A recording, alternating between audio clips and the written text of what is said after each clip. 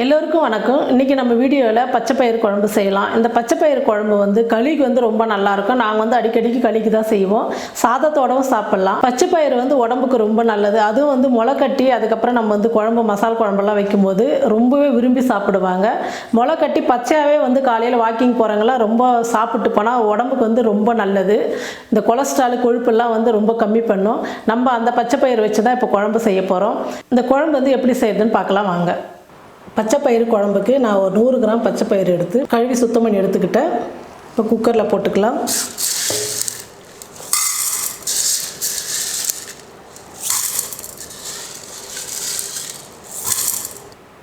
சீரகம் 1/4 ஸ்பூன், பெருங்காயத்தூள் 1/4 ஸ்பூன், மஞ்சள் தூள் 1/4 ஸ்பூன், பச்சை மிளகாய் சின்னதாக இருக்கிறதுனால நான் ஒரு 10 பச்சை மிளகாய் எடுத்துக்கிட்டேன். 3 பெரிய தக்காளி.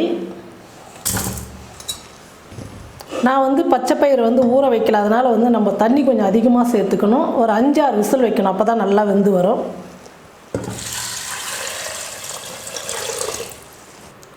ஒரு ஸ்பூன் எண்ணெய் சேர்த்துக்கிறேன். ஒரு 6 பல்லு பூண்டு சேர்த்துக்கிறேன். பூண்டு போட்டதுக்கப்புறம் குக்கர் மூடி போட்டு மூடிடலாம். ஒரு 6-7 விசில் நல்லா வரட்டும், அப்போ தான் பருப்பு நல்லா வெந்து வரும். வெயிட் குறைஞ்சிடுச்சு. இப்போ குக்கர் மூடி எடுத்துக்கலாம். பாருங்கள், பருப்பு நல்லா வெந்துருச்சு. ஒரு சின்ன நெல்லிக்காய் அளவு புளி போட்டு கடைஞ்சிக்கலாம். குழம்பு தாளிச்சிக்கலாம். ஒரு 3 ஸ்பூன் எண்ணெய் ஊற்றிக்கிறேன். எண்ணெய் காஞ்சிடுச்சு. கடுகு சேர்த்துக்கிறேன். சீரகம் 1/4 ஸ்பூன்,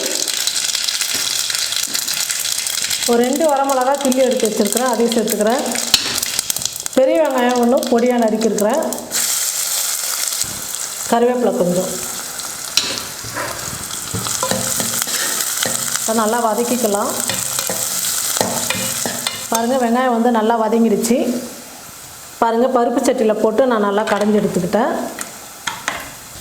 இப்போ கடைஞ்சி வச்சுருக்கிற பருப்பு ஊற்றிக்கலாம்.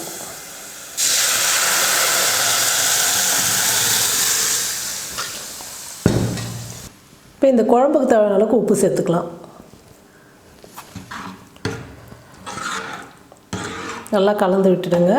நாம் பச்சை தண்ணி ஊற்றலை, பருப்பில் வேக வச்சு தண்ணியே சரியாக போச்சு எனக்கு. அதனால் ரொம்ப நேரம் கொதிக்க வேணாம், ஒரு 2 நிமிஷம் கொதிச்சா போதும்.